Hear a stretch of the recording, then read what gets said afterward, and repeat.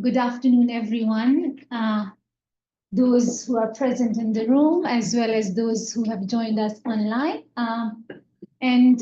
We are specifically thankful that you have joined us today because it's our last seminar of this fall term. And today we have a team of researchers who were funded by the Education Impact Project. This is a particular call, which is only open to our alumni from any school in the university, and they have to work with a mentor who is a faculty in GSE. So we are thankful also to Dr. Kairat, who is a mentor of this particular team led by Aida Nuranova, and she has another team member as well. A couple of days ago, they offered a very successful professional development opportunity for some of the faculty who participated as research participants in her study.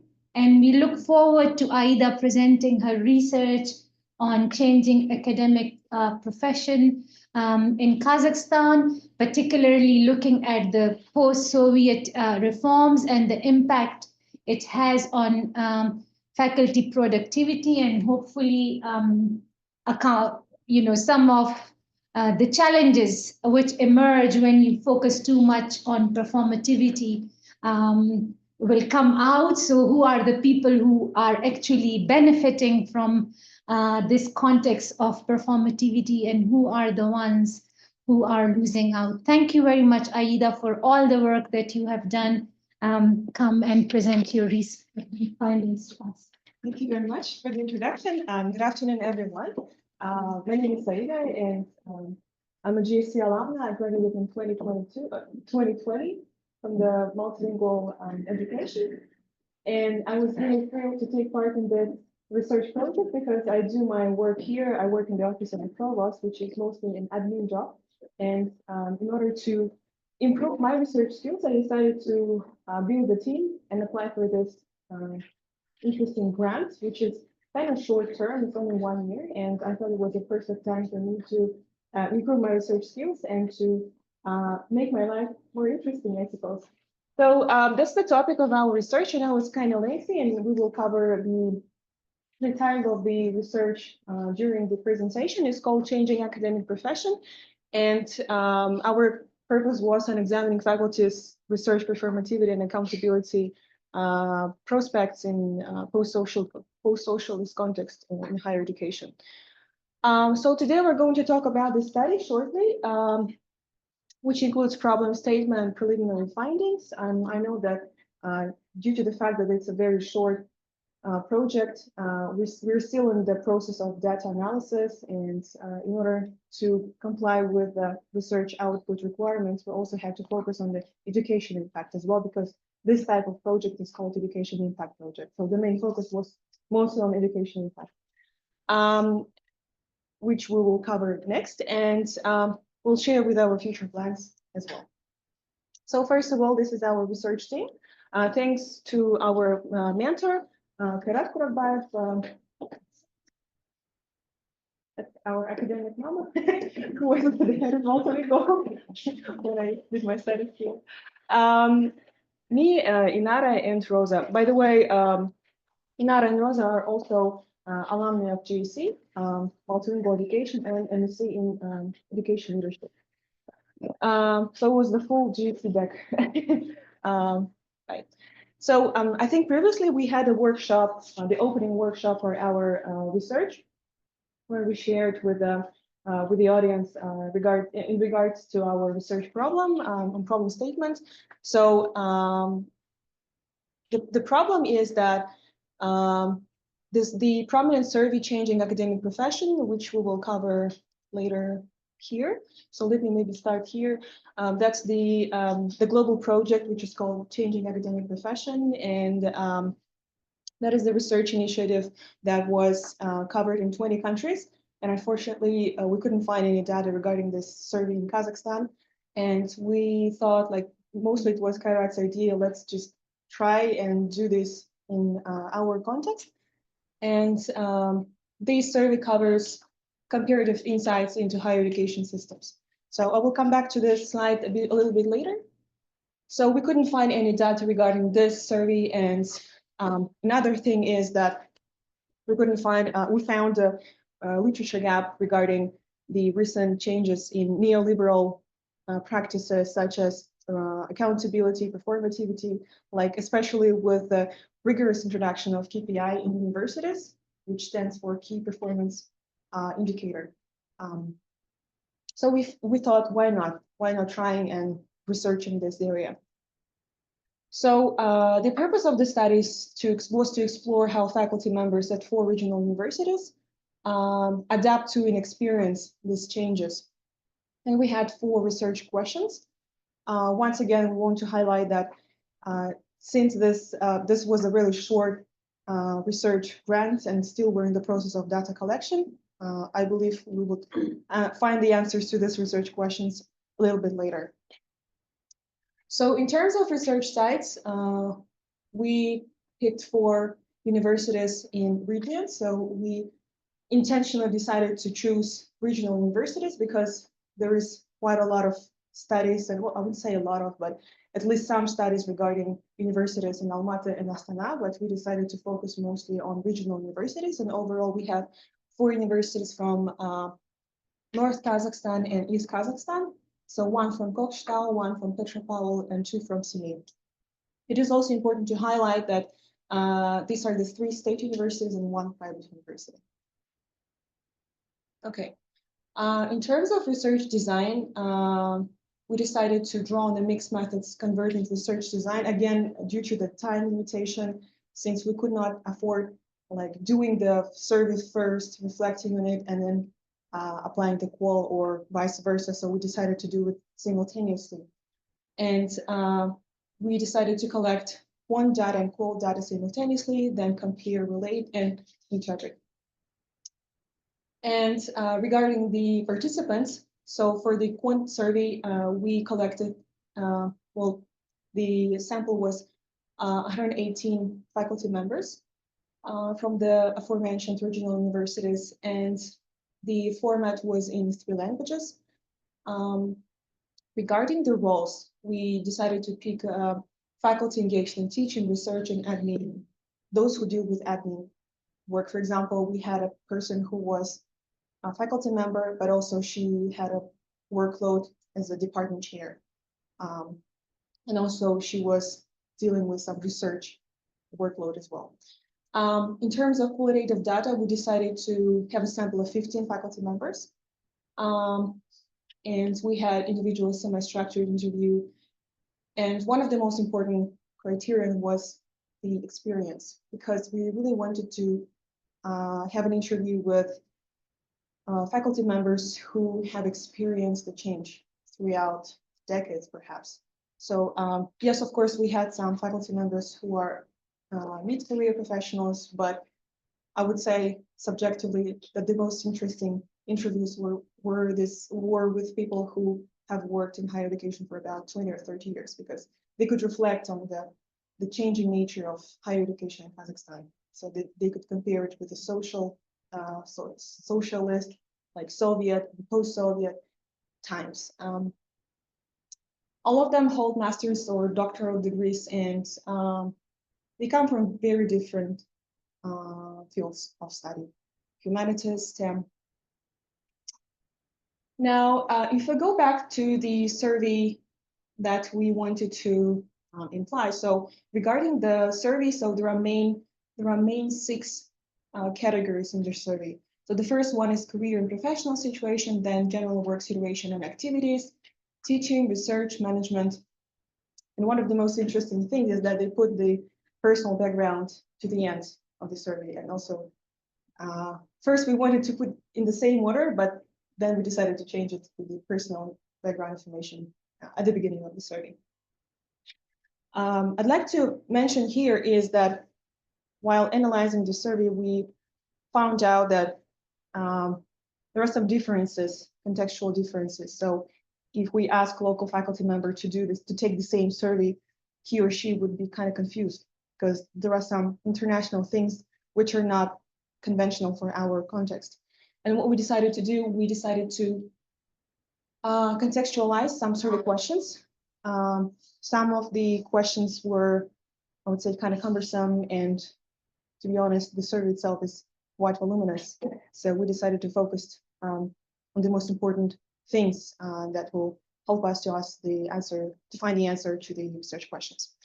So, for example, on the left, you can see here the English version of the survey, and on the right, that's the Russian one. And in the Russian version, we decided to contextualize more. For example, if we ask participants to describe their type of employment, in the Russian version, we decided to elaborate on this. So if it's part-time, according to our context, what it means to be a part-time faculty, what type of contract you might have. So we tried to facilitate this process as much as we could.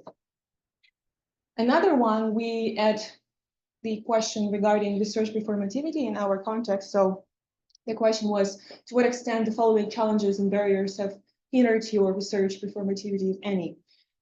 And the list of these possible challenges and barriers were built on local context. For instance, limited funding and resources or language barriers. So this was not mentioned in the original survey, and we decided to use it because I think it's not a secret, when you don't speak English, it's kind of hard to publish in international journals. So we also decided to include this point. And also, the last one is regarding research ethics issues. So in many universities in regions, and I think we also had the same when we had our PDP, is that universities don't have research ethics committees. So they really said that we don't know what it is, how to build this, and they could be one of the, again, issues. Yeah, maybe Kairat would like to add here. Well, this is just a kind of a teaser of some data that we are getting on. So it's coming in the sudden way here. So the response was like, there was no response rate per se, because they were like, whoever wanted to take part in this, so within those 4 institutions to part in the survey. And this is just the key survey data that, interestingly, that people agreed that about 80% of the faculty agreed that the institution is interested in organizing this workshop for publications and for research publishing. Small group kind of stayed neutral, as you see in the slide, and then 28 people didn't know like what's really happening within those institutions. They just didn't answer that. But at the same time, so it's good to know that university leadership is kind of interested in motivating the faculty to stay and to be active in terms of publishing, right? So what else? Also, about 50% of the faculty said that the research facilities and resources are adequate, but at the same time, like 15%, yeah, 14% disagreed with this point. And then in terms of qualitative data, we had one open-ended response. People complained about lack of resources, access to international literature, access to national licenses to international databases.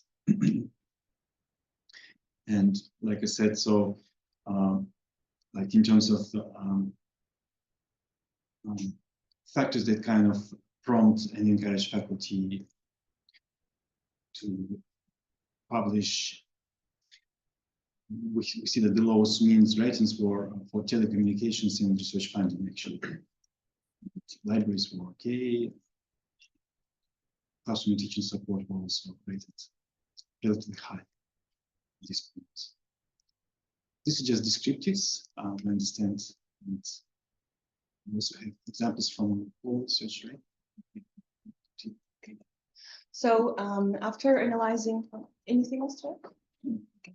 After analyzing the preliminary qualitative data, we found that in terms of research performativity, we found 3 big themes. The first one is challenges, of course. And the challenges are all about difficulties with grant applications, and I want you to focus to bear this in mind. Inadequate funding, again, problematic publication processes, and balancing teaching and admin duties. In terms of motivations, it is interesting that regional faculty members, they have internal motivation to be research productive, but also there is external motivation. So in terms of external one, it's research environment and available support. So if they have this available support surrounded, so they feel kind of motivated to do this research. In terms of research identity, so that's something interesting because it just popped out like, wow, it's all about the research identity, because some faculty members, they're kind of adaptive to strategies, and it was kind of interesting from us to see, well, you have to be research productive, but you cannot speak English. So what are your strategies? How do you deal with this? And I will not show you the exact data right now, but from my memory, I can tell that people, I mean, they were really resourceful. I mean, I could not even imagine how resourceful they were. Something like using the services of some family members who would translate the articles for them. Unfortunately, there were some instances of fraud when people would approach them and say, oh, I can help you to get published. And they paid money, big money, for the original salary. And they failed to do this because it was a predatory journal or something like this. So in terms of research identity, yeah, some adaptive strategies as self-funding. Yeah, people even paid for English language courses. They wanted to learn English and they paid it from their own pocket. Prioritization to manage research demands. So they focus on what exactly they need to do this semester, and they put the most of their effort to this exact point. Contrast between, they also found the contrast between the post-Soviet and modern research approaches. So some people felt really nostalgic about the Soviet times. They said, well, back in the day, in the Soviet Union, you could have something like research paid leave, where you could deal with your research. You could write a manuscript for about 2 years, and you still get paid. You won't be unemployed, so you could just focus on your research. So some people were really nostalgic about the Soviet Union. It's like творческий отпуск or академический отпуск. Yeah, yes, in the Soviet times. In terms of research accountability, we found 2 main layers. So imagine an onion. The first one is, I would say, institutional. So they have this institutional accountability processes like KPI, or at the beginning of every semester or academic year, they have to submit their individual plans. Like, I plan to get published in these journals, or I plan to do this and that, take part in these conferences. That's the institutional process. But also there's the external layer of ministerial requirements for accountability, like state grants and requirements for degree qualification. Some of them are still in the process of getting their PhD, and they have to deal with and keep up with the publication requirements to get this degree. I just wanted to include this example regarding the changing nature of the system in higher education. So that was a female member, and she's a department chair, and she said something like, as soon as we get used to one system, a new one comes to some points of requirements. Let's adapt the experience of France, Finland, and she continued the list of countries. Let's introduce it to Kazakhstan. And when something else is not adapted in normal way, another system begins to be applied on you. So it's like the changing ministries, the changing strategic plans. And this is the accumulation of contradictions, and our legislation has changed precisely in the field of higher and postgraduate education. This suggests that it's unstable, that it's not able to meet the needs of consumers, it as our students.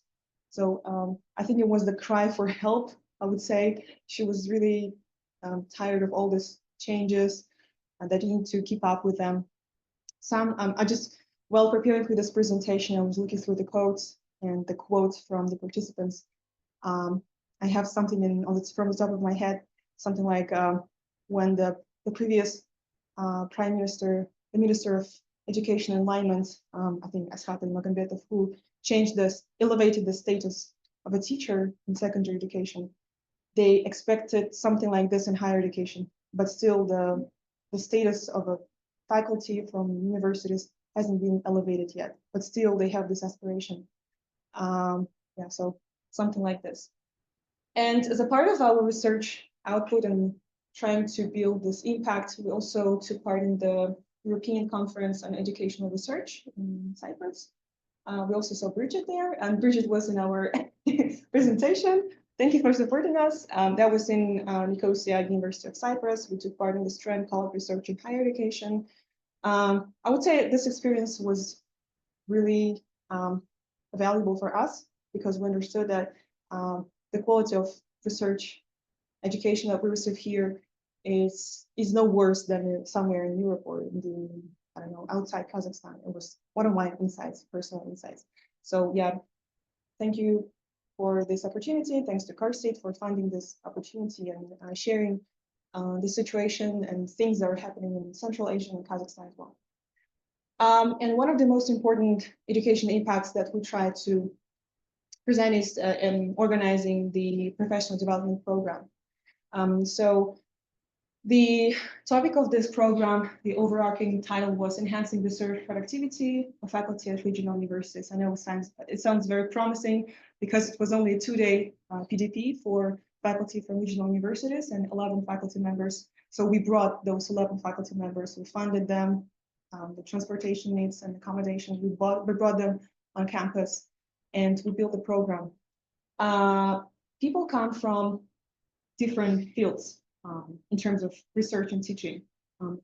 They study and teach chemistry, biotechnology, agricultural law, psychology, and pedagogy. So that was a very diverse audience. And I'd like to mention here that the whole PDP was based on the needs that we found from qualitative interviews, from the survey. So we really tried to help them, to at least inspire them. We understood that it's impossible, to teach something in 2 days. It was a very short period of time, but at least to inspire them and to build some good networks and connections. So, for example, we had Andrew Drybrough, who was talking about the value of an in-house journal, and some of the faculty members are really inspired by this example, and some wanted to introduce their own in-house research journal with students' papers. We had Shazim Imam from SET, who was talking about how to get published in top journals. And I think that was one of the most interesting presentations because they really got inspired. And the presentation was about an hour and a half. It was very full of insights and tips and recommendations. Also, we want to mention that the whole PDP was simultaneously translated so that the accessibility was also high. So it was in English, but the participants could understand everything. We had Michael from GSE, who was talking about the publishing processes for academic books, and was also interesting for them. And some of the insights that we received is that they have never even thought of doing something like this in their life. So, and I think Michael also asked us to send emails to keep in touch with his faculty members because, I don't know, maybe he found this really also impactful to help those faculty members. We had Kairat from Süleyman Demirel University. It was the only online presentation. He was talking about the procedures for applying for grant funding and evaluation criteria. Another thing that tackles the problem, because in the findings in terms of challenges, we found the problem of grant application. So during the interview process and analyzing the qual data, we found out that the majority of participants, they failed to receive any grants. So they applied several times and reapplied, but still it was almost impossible for them because of some criteria. And Kairat also said, Moldashev said that even if you have 0.5%, less in terms of your final points, you might still lose the opportunity to receive a grant application. So every point is important. We had Elaine Sharpling, who was talking about establishing the culture of ethics in terms of research. She was talking about how to build this community and the importance of research ethics. It was also really warmly received, as you can see from the photo. They were listening to her. We also decided to invite Luis Ramon Rojas, the associate provost, because the whole notion of neoliberal education, higher education, is also like a fad, perhaps something new for regional faculty members, and we thought like it would be something insightful for them to learn what are the cutting edge practices our university is implying. And it was also warmly received, and we had the final workshop with Kairat, where the faculty members reflected on how, reflected on the challenges and the ways how to deal with those challenges. Yeah. Can I add something about that? Can go back to like Elaine Sharp and said the data that we received, for instance, the data, we had one of the questions saying to what extent the following challenges and barriers kind of hinder your research performativity and productivity, and research ethics issues of IRB board, inability to get ethics approval, and like 70% said it's not at all, and almost like 70% of the survey faculty said no at all, and then during the meeting they just realized that they didn't consider ethics as an important aspect in their publication experience. And they endorsed that they have ethics committees, but they're just for the sake of formality. And then Elaine Sharpton kind of stepped in and highlighted the processes behind the ethics reviews and how effective IRBs should work. This was one of the highlights. Another point is that since it's about publications and research performativity, I think faculty, one of the interviews, not one, but several faculty members looked at Scopus and Elsevier and kind of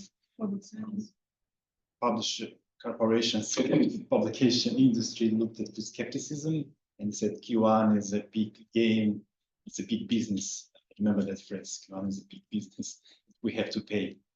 For some, I think someone can relate to this. Most faculty think in regional institutions that it's all about paying fees. As long as you pay fees, you are able to get published. They took this open access charge as a kind of part of the procedure to pay fees. They thought that you need to pay fees, and if you have money, you are able to publish. But like this false clarity of the whole application.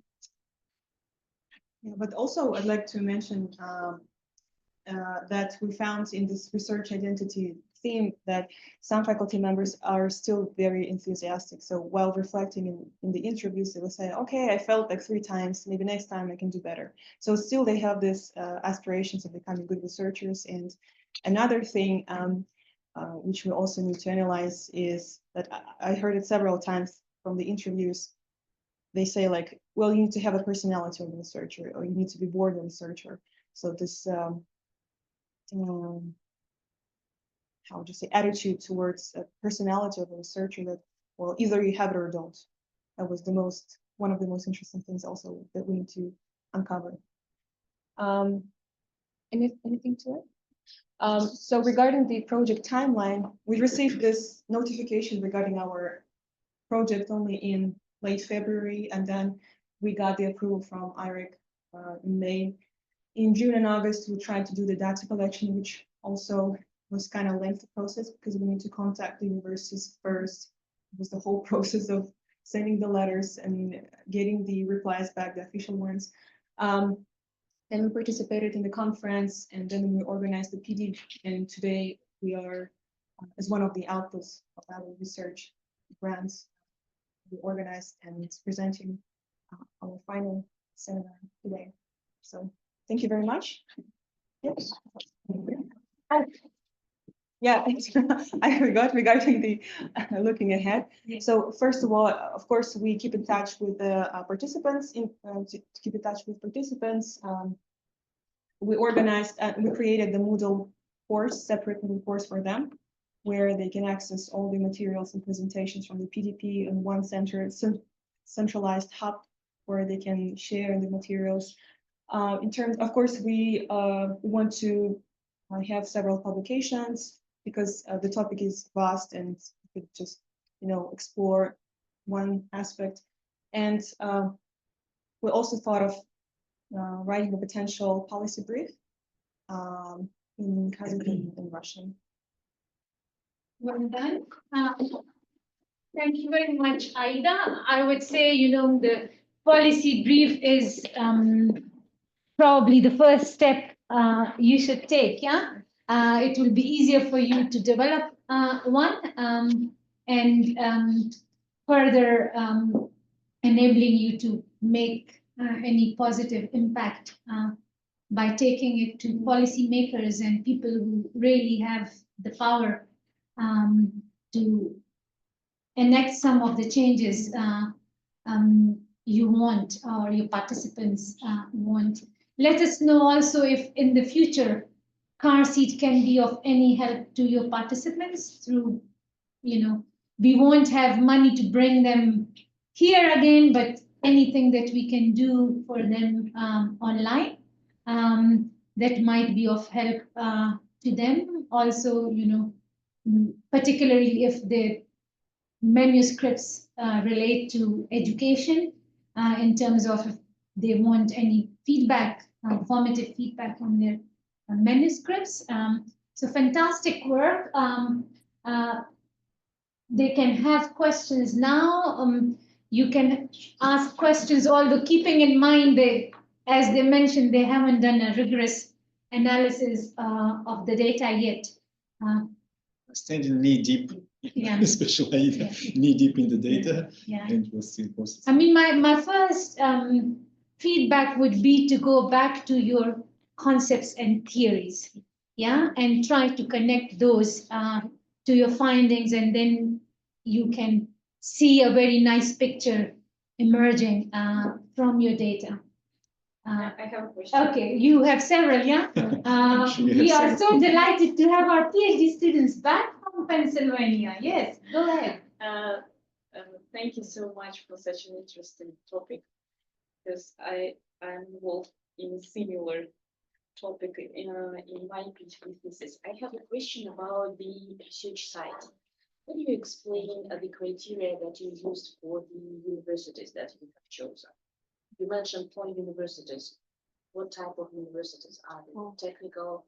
To be honest, CARCEIT? they were more research sites, but since it was quite hard to get their official approval and response, so we had to use the proximity. Well, first, to be honest, we decided to find and to choose those research sites because we wanted to have the data collection process, the interviews offline. So we put it in our budget, and we wanted to really travel to the north and mostly to the north because it's closer in terms of proximity. But then we were told to do the online interview, and we said, okay, no problem. And we found one university and then another one. Some universities turned down our request, yeah. So we had to find in terms of proximity and networking, in terms of gatekeepers, who would. It's a comprehensive universities. regional comprehensive. Did you compare them between each other? I mean, the challenges. Do they have similar challenges, or some universities differ? That's a good question. Technically, we can, because we sent separate links, Yeah. project links to each institution. Every university, yeah. We can compare them. Maybe in terms of private and state universities. Maybe some have more language barriers. Maybe the others have more problems with the support. We can do, because if you notice, there's one private and three public institutions. With the type of institution, we just realized that one was private, because we considered it public, but then the legal status was private. I guess Maybe it's a the good environment coincidence. will be quite different in the private university So we can- compared to the state Or university. we can follow up and have maybe add another 3 institutions. The survey is there to be completed. We have a question over there. So thank you for the presentation and the topic. So the topic is very interesting, and you noticed recently I noticed that today there is a great interest, so there is a large interest to academic profession, not only in Kazakhstan, but actually worldwide, right? So because we get the character of academic profession, and I have a question about maybe just to ask about the findings. In Kazakhstan, so you talk about the formality, and so so your research is about research productivity. So there's no, so I cannot say that the academic profession in Kazakhstan is very competitive, right? So unlike, it is, so in the world, just international academic profession. And so okay, so they have this research performativity, so they have, their university leadership, so they require them to publish the articles. So, but what if they don't publish? So what happens next? Is it just again, just another type of formality? Just they continue working? We also had the same question during our interviews with one of the department chairs, asking like, okay, what if I don't comply with all this rigorous requirements? She said, well, nothing will happen to you. You won't be fired from the university for not being active. But I think the whole culture is, well, the university leadership is trying to make this competitive culture of, getting publications, being in conferences. Sometimes it seems to me a little bit artificial, to be honest, because in terms of salary or money benefits, it doesn't give a lot.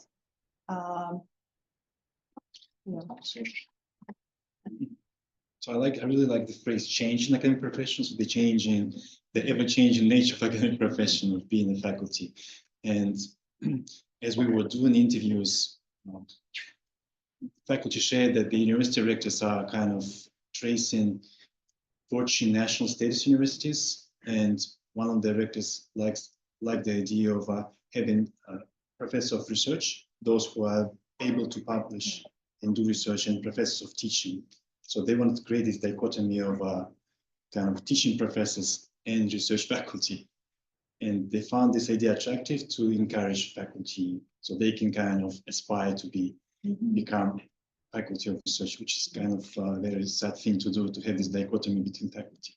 Those who can able to research, career track. And on the other hand, if he or she wants to teach, then we can leave them alone and let them teach without any publication. I mean, this is happening in the United Kingdom as well, where there is a different kind of progression routes for those who do not want to engage with research in terms of writing. Yeah, teachers still have to engage with research to keep themselves up to date with what's happening in their discipline. Yeah, but not everyone is interested in writing papers. In the UK now, they have different streams. In the same way that you will be promoted to the next grade if you have if you can demonstrate these kind of achievements. Yeah, so if you are a teaching fellow, if you can be promoted to this fellow, and then you can become a professorial teaching. So in other words, a professor of teaching rather than a professor of research. This is just to give people a more say in terms of what they want to do and what they are good at. Yeah.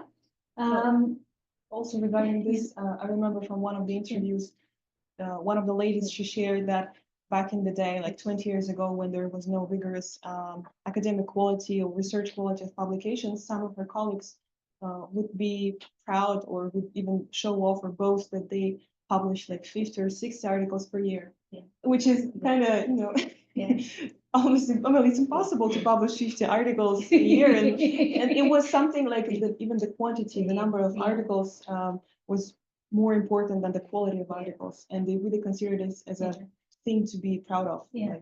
Asel is, there is a question, online, and it is,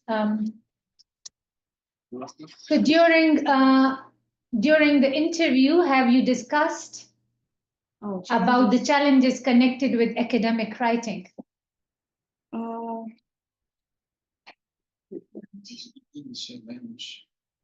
So I wouldn't say that we specifically had a question regarding academic writing. I wouldn't say that we have. I think it's the strategy that they decide that you talked about, this translation and trying to attract their PhD students to translate the manuscripts for them. to the And the judges. questionnaire also didn't cover academic writing. I don't think that we had the question regarding academic Not per writing se, not per se, academic writing per se. in the interview. Maybe an oversight. So we have a question there. Thank you so much for the interesting presentation.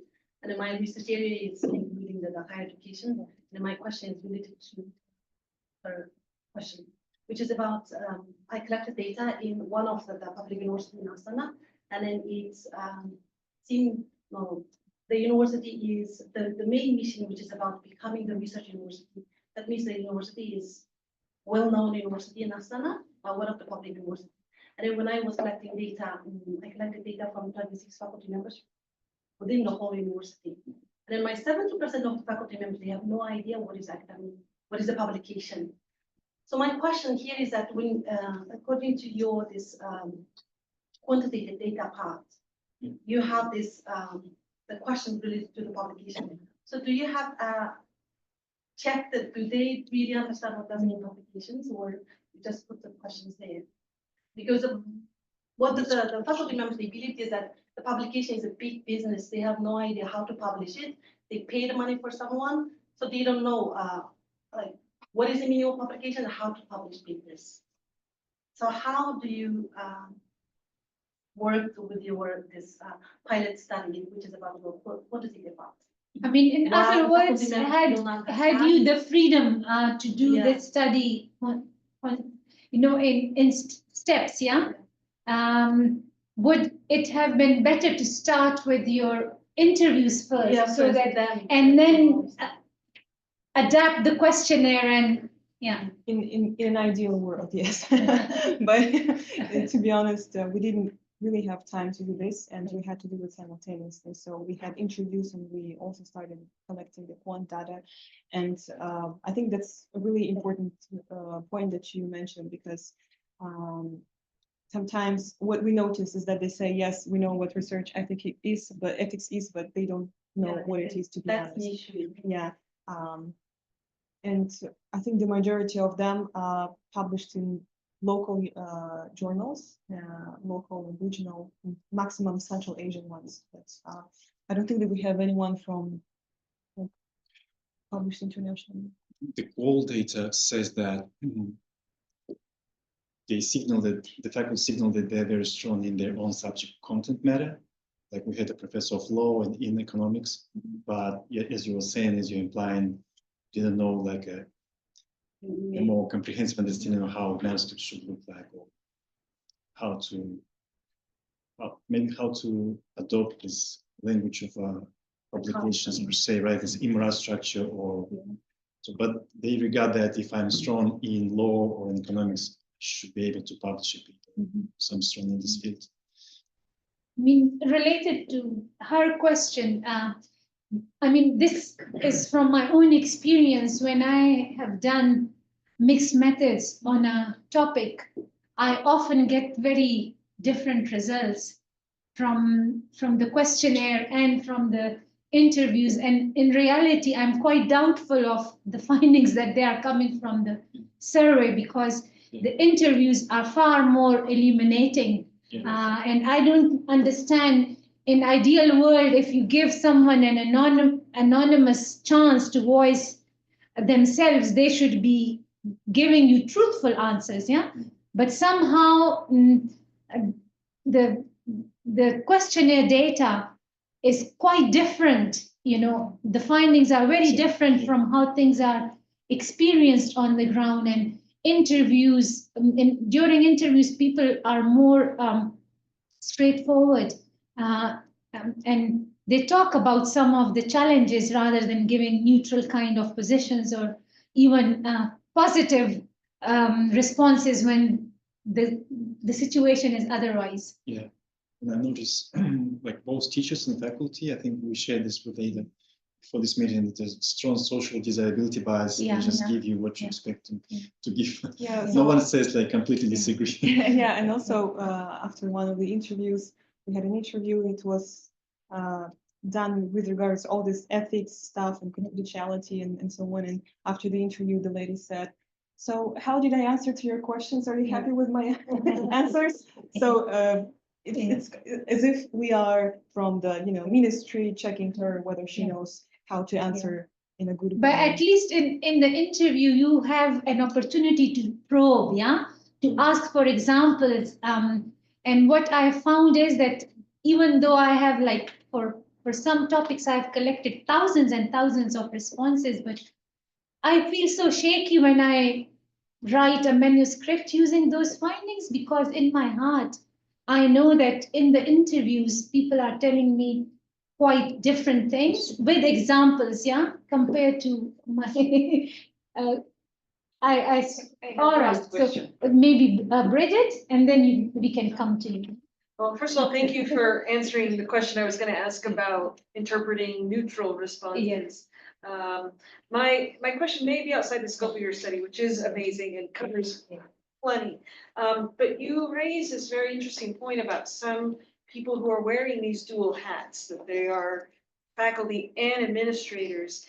In my own higher ed research, we didn't analyze it, but we noticed there were some people who indicated that they were both faculty members and PhD students. The PhD students right now have their own set of publication requirements and challenges. So I'm wondering if any of your data captured that population, or if that intersectionality is a general direction for future research.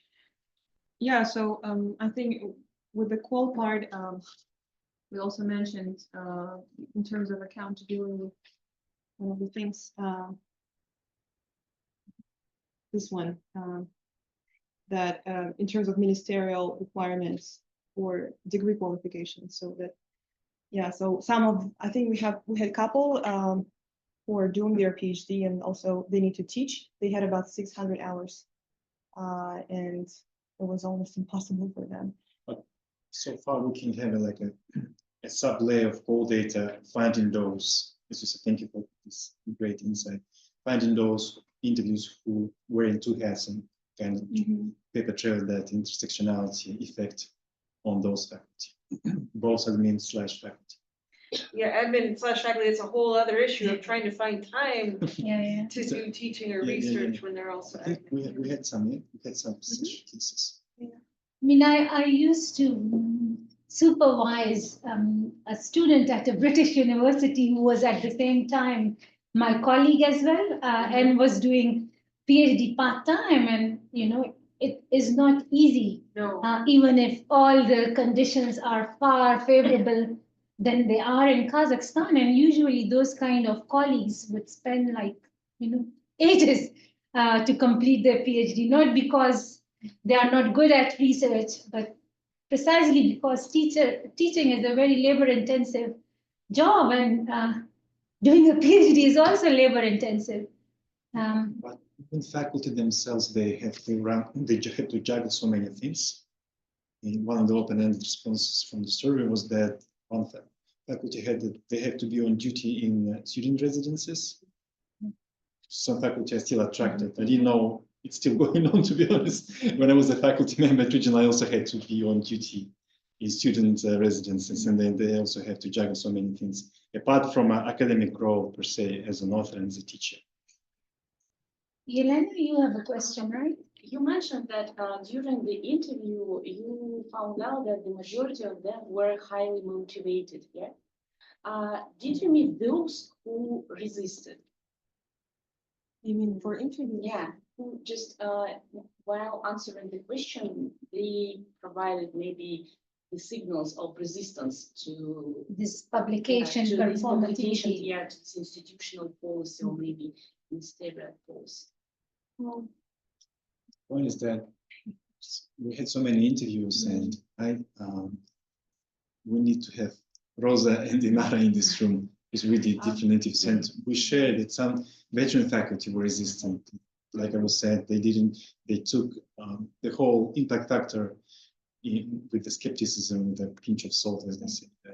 It's all about money, and why we cannot publish in a local, regional basting journal, for instance. Why have to publish in international peer-reviewed journals?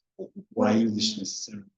What I can add here is that there was also some kind of research productivity for the departments, and one of the strategies that this particular head of department decided to do is that she decides like who will publish and who will just teach, and she knows that this person is not a good researcher, and that's why she says, okay, we need 3 publications this year.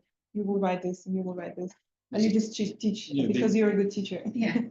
Because the department scale team plan, right, Yeah. for publication outputs. Although I understand that you have to treat your quantitative data with a pinch of salt, because I know from my own experience, usually they are under pressure to give desirable answers. But you had a section on demographics. Irfan, it's so good to see you there. Thank you for attending our seminar. Someone who I know from Sussex and also from Pakistan. I also want to mention that we had cognitive interviews before starting the quantitative part. We had cognitive, like 5 cognitive interviews with faculty members because we tried to adapt the survey. Yes. And we wanted to start at every section and asking whether this question was hard to understand, or do you find it easy or difficult? Maybe regarding the language, maybe we should grade the language a bit. So we also did this. So I wanted to talk about your demographics, because when you talk about performativity, we know that some people actually do well, some are losers and some are winners, and the demographic data would be so helpful in finding out the impact, the differential impact on different categories. Age ranges Yeah. from 20s to 60s and Yeah. 70s. The majority are females, so Yeah. more than 70% are females. Okay. Something that we should just Yes. takes time to collect, Okay. to articulate all of it. We have a question from Asem Gul. Yeah, does your data reveal anything about it? University autonomy somehow affect either positively or negatively the staff members' performativity? I don't think that we covered university autonomy, because that's a whole different animal, to be honest. Yeah. University autonomy is something really different, so I would say no.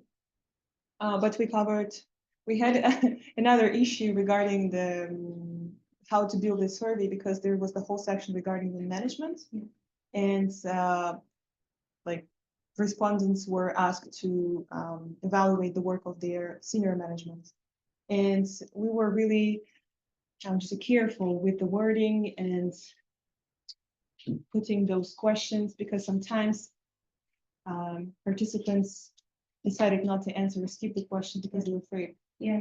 Even if it's anonymous. Yeah. Even if it's, Yeah. you don't have to, sign in and nobody knows your name, but still they're afraid to say something about their senior management. And we were also. We didn't use forced answers. So people I mean, skipped in my own experience working in different kinds of universities, it is often the university's own performativity which puts pressure on faculty. Yeah? So the question about consequences, if your staff do not perform well, what are the consequences for the university in terms of getting grants from the government? And what are the consequences for the faculty in terms of their next promotion, or in terms of getting a bonus?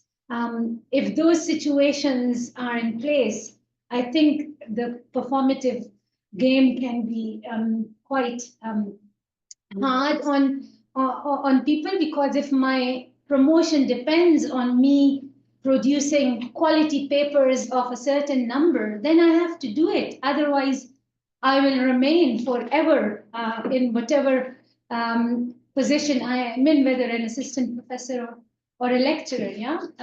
And that's why I saw many colleagues in the British university changing their contracts, because they had no possibility of their next promotion. So I think it's those kind of pressures.